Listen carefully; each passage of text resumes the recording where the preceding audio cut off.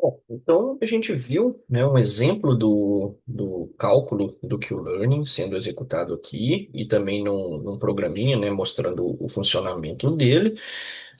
Mas uma coisa que eu deixei subespecificada é essa questão aqui de escolher uma ação, né?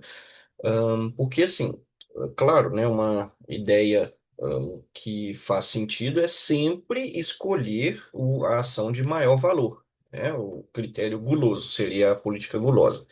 Mas se a gente sempre faz isso, né, a gente nunca obtém conhecimento novo sobre o ambiente, né? Então a gente tem que obter conhecimento do ambiente, né? A nossa política porque aqui no treinamento, né, a ideia é coletar experiências. Não é só, né, ganhar recompensa. Ganhar recompensa é importante, né? Então, existe esse dilema aqui deixa eu ajeitar o slide aqui. Pronto. Tem esse dilema de, ao mesmo tempo, obter conhecimento, ou seja, explorar novas coisas do ambiente. Quem sabe, né, aqui no caso, realmente essa ação aqui vai ser a melhor, né, para esse mundo aqui. Mas vamos supor que por algum motivo, né, o agente esteja nesse estado aqui, essa ação está com um valor maior que as outras, né? Aí, se o agente fosse seguir a política gulosa aqui nesse estado, ia sempre ir para a direita e nunca ia descobrir que alguma das outras ações, né, poderia ser tal melhor. Esse não foi o melhor exemplo, porque a ação de ir para a direita é boa. Vamos supor nesse aqui, tá? Por algum motivo, seja por inicialização ou qualquer outro motivo, a gente em algum momento ficou com essa estimativa aqui, de que essa ação de ir para a direita, né, daria mais um. Né? Vamos supor que a inicialização foi errada. A política gulosa com relação a esses valores, né, faria sempre o agente querer ir para a direita nesse estado. E ele nunca ia ter a chance de descobrir, né, que outras ações são melhores. Então, isso que significa, né, explorar o ambiente, ganhar conhecimento do ambiente, né? Justamente potencialmente descobrir ações melhores do que as que a gente conhece, né? É a mesma coisa o dilema, vai numa lanchonete lá, né? Uma lancheria, enfim, vai escolher um lanche, tem o seu salgado preferido, né? E é a escolha segura, mas vai que existe um outro lá que você nunca tentou antes que é melhor, né? Então, essa ideia de explorar, né, aparece aqui. Mas também, né, é bom, né, ir no que você sabe que é bom e garantir ali né, a sensação agradável. Então, é interessante, tá? Quer dizer, na vida é interessante e aqui é obrigatório, né, se a gente quiser aprender a política ótima, ganhar novos conhecimentos, tá? E também, né, para nem sempre, quer dizer, para usar o conhecimento que a gente tem, né, ir na escolha que a gente sabe que é a melhor também é bom.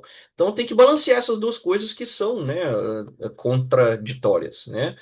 É, e em inglês é fácil, né, de nomear esse dilema, que é exploration, né, obter conhecimento, e exploitation, né, usar o conhecimento. Em português não existe oficialmente, né, a palavra exploitação, né, a gente fala sempre de explorar também, né, explorar no sentido de tirar vantagem, né, exploração de terras, aquele negócio. Enfim, então ficaria, né, o dilema em português, exploração e exploração. Então eu acabei deixando em inglês aqui mesmo, exploration, exploitation, né? Bom, faz muito tempo que eu olhei o dicionário, né? Na época não existia a palavra exploitação explicitamente, né? E informalmente existe, né? Exploitar uma vulnerabilidade, etc. Mas enfim, oficialmente aqui vamos ficar, né, com o nome em inglês. Explorar para, quem sabe, descobrir uma ação melhor, né? E exploitar para conseguir ganhar recompensas em cima daquilo que a gente conhece. E, bom, como resolver isso computacionalmente, né? Um jeito muito simples é jogar uma moedinha, né? O epsilon aqui é a moedinha, né? E o greedy é guloso, ou seja, uma moedinha enviesada, né? Se sair, né, o valor é menor que o epsilon ali, aí a gente explora, ou seja, escolhe uma ação totalmente aleatória, né? Ou, né, se sair qualquer outro valor ali no sorteio, né? O sorteio tem que dar um número, o random ali, né? Que a gente for chamar, tem que dar um número entre 0 e 1 também, né? Entre 0 e 1. E aí vamos supor um epsilon de 10%, né? 0,1 ali, um epsilonzinho ali de 0,1. Quer dizer que 10% das vezes vamos estar escolhendo ações aleatoriamente, para dar a chance de descobrir ações melhores. E 90% das vezes vamos usar a ação que a gente conhece como a melhor, né? Então, esse é um critério. É muito simples, né? Bem difundido aí, mas existem outros, né? Como, por exemplo, a política softmax, que aí, porque aqui no Epsilon Grid, né, mesmo num caso bem ruim, que a gente, exista alguma ação que a gente sabe que é muito ruim, né, ela também tem chance de ser escolhida aqui aleatoriamente, né? E aqui na Softmax, a chance de uma ação ser escolhida, ela é proporcional ao valor daquela ação. Todas têm chance de ser escolhida, porque isso aqui vai dar uma distribuição de probabilidades. Se a gente fizer isso aqui para todas as ações, né, vai ser uma distribuição de probabilidades.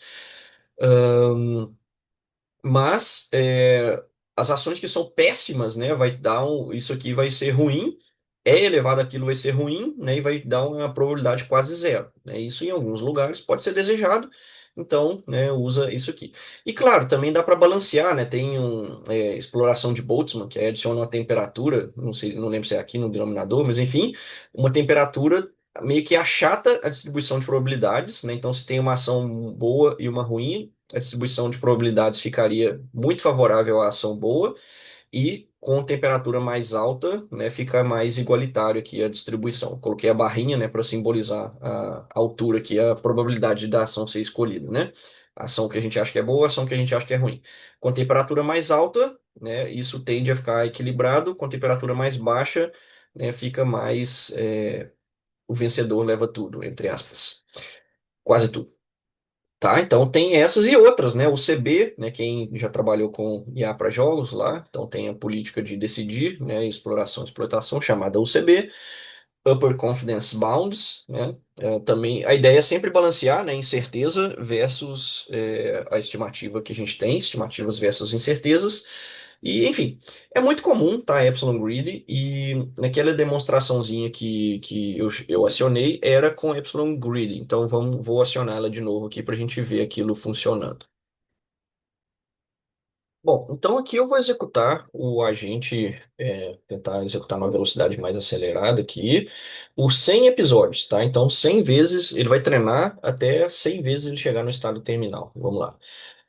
Bom, aqui é o começo do treinamento, né? Morreu uma vez, chegou uma vez no lugar bom, e observem, né, que aqui, uma coisa que eu esqueci de falar, né, já que eu estou testando o Epsilon Greedy, o Epsilon é 10%, né, e aí quando ele chega num estado como este, né, 10% das vezes ele escolhe uma ação aleatória, e tanto que aconteceu, acabou de acontecer, ele escolheu ir para baixo, né, e observem que ele está aprendendo a política, né, tá bem acelerado aqui, né, claro, daria para ir executando mais devagar, dá para executar o vídeo mais devagar e entender isso.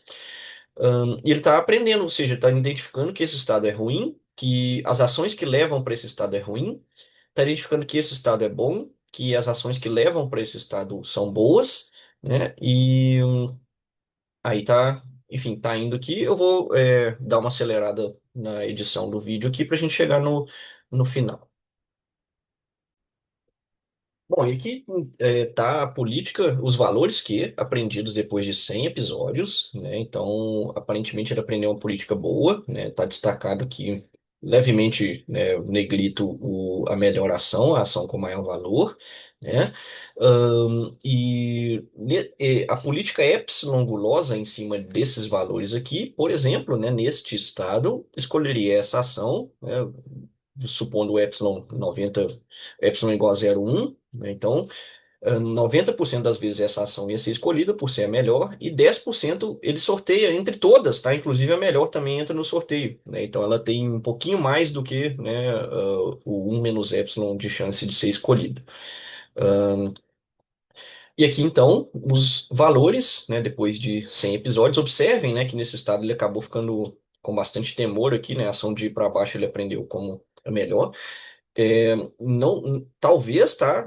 O caso aqui que a política ótima, né, seja ele ir para a esquerda nesse estado. O que o Learning, né, rodando por 100 episódios, pode não ter sido suficiente aqui, né? Pode não ter experimentado, explorado esse estado aqui o número suficiente de vezes para aprender uma ação melhor do que a de ir para baixo, né? Ir para esquerda aqui poderia ser melhor, tá? Então isso é uma questão, tá? O que o Learning tem essa característica mesmo, né? De precisar, né, de muitos coletar, né, andar muito pelo ambiente, né, porque são 12 estados, quase, né, 11 estados e quase vários aqui com quatro ações estão no limite superior aí, né, 12 vezes 4, 48. 48 entradas numa tabela que ele tem que tentar, que ele tem que executar um monte de vezes para coletar o que acontece na média de cada vez. Então, por isso que ele é, é, tem a questão de escalabilidade vai contra ele, né? Ele precisa executar muitas vezes para realmente ter amostras confiáveis, tá? Então aqui a gente terminou esse demonstrativo.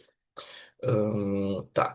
E aí então fica, né, demonstrado a política epsilon gulosa ali em cima daquela demonstração e